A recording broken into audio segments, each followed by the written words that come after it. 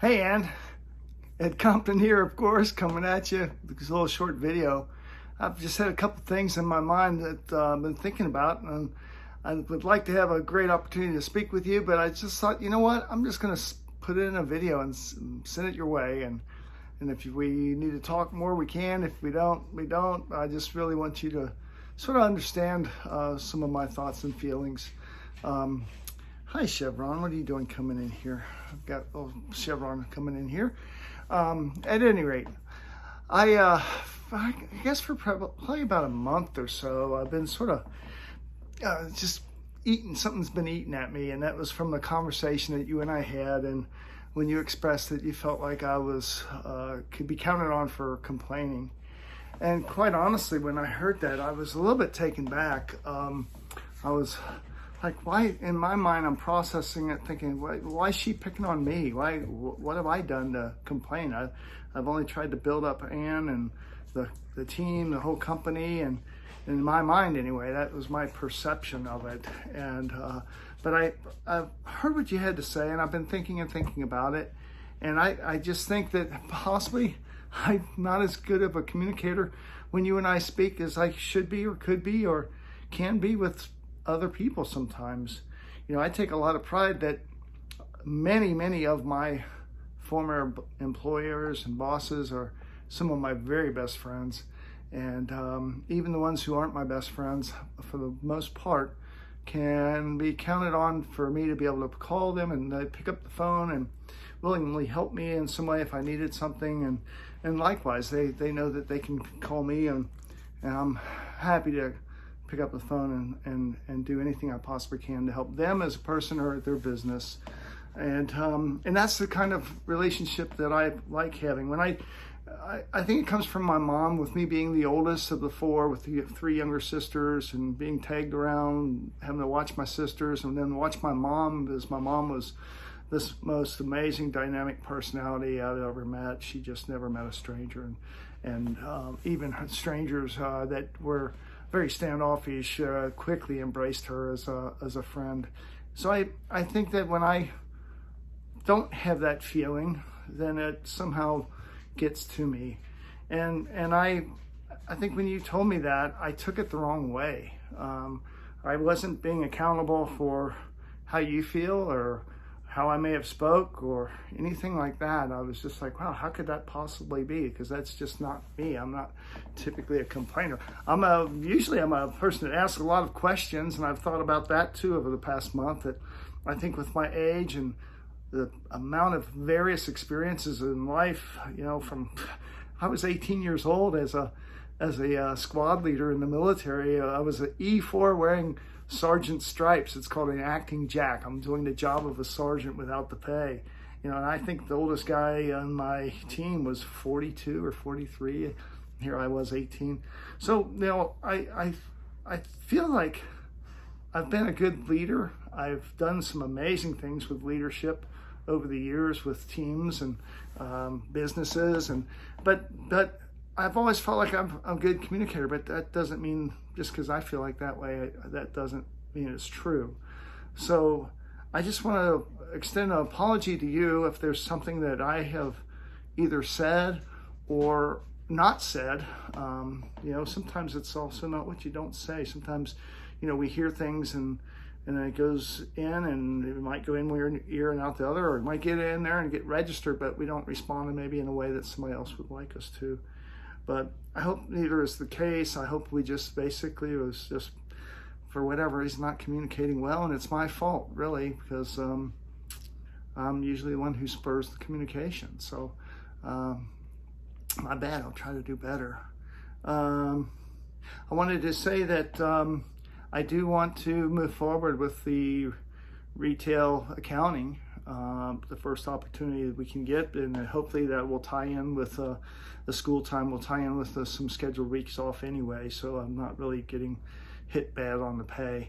Last month I had 2 implementations. This month I've got one next week, but so far that's the only thing on the books, and I really need to be at that 3 implementations a month most of the year.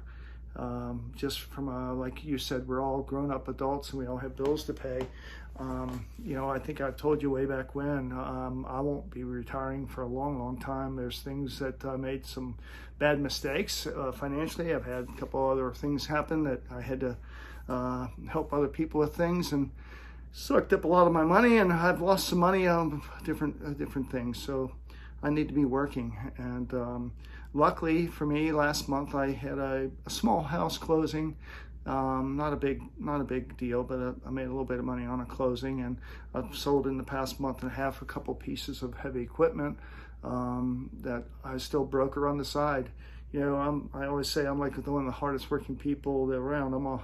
Some people are out there smoking and joking, but I'm working and worrying, and so I'm just always on it. I'm a provider. I'm a survivor. And when I don't have the financial opportunities, it starts to stress me out a little bit. So just know that, as I think you do know, that I'm here, and I'll jump over and do backflips and cartwheels if I could for you and the company, because ultimately that's the character that I am, but also it puts money in my pocket. And I do want to go to the retail and accounting. I think it would make sense to do that first. I'm very analytical, and I've always, as a general manager, been able to really help my parts and service teams figure out things and get solutions for some of their problems, and help guide them in their training of their teams and whatnot.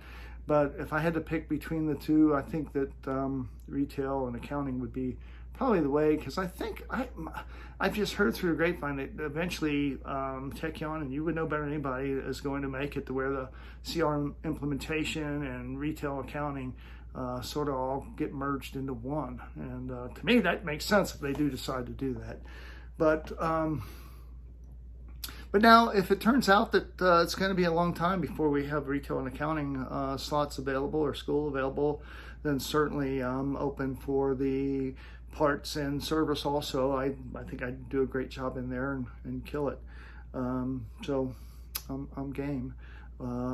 Whatever you think is best for the team and for you and the company and for me. I need those income opportunities. And I would sure like to have a situation where I land on a implementation, I'm there for 2 or 3 weeks, so you got that guaranteed money coming and whatnot. So I think that's really it. I just wanted to tell you that I was very concerned about what you said. I took it to heart. I've really chomped on it, and I've internally taken accountability for it being my fault. And I hope that you and I can get better at not having those uncomfortable conversations sometimes, I guess. It's not a good thing for anybody, and it's not the way that I like to be. Again, I would reiterate that for real. If I go down through the list of my employers and my bosses and the owners and stuff, they're all friends of mine, and I want that to be the situation with you and I and Bill and the rest of the team. So at any rate, I'm sorry to come at you all sweaty. I've been out doing honeydew projects. That's, I guess, the good thing. When I'm off, Sandra doesn't think about the money. She's like, Ed, you make the money. Yeah, so you got to worry about that, I think. But she's all about like, oh, you're available? Okay, here's your list. Now you get this stuff done. And it's like, okay. So also I got to get back on the road so that I can get off that list of stuff. So anyway, I hope you had a blessed Easter. I know that it's got to be wonderful to have your kids closer to home.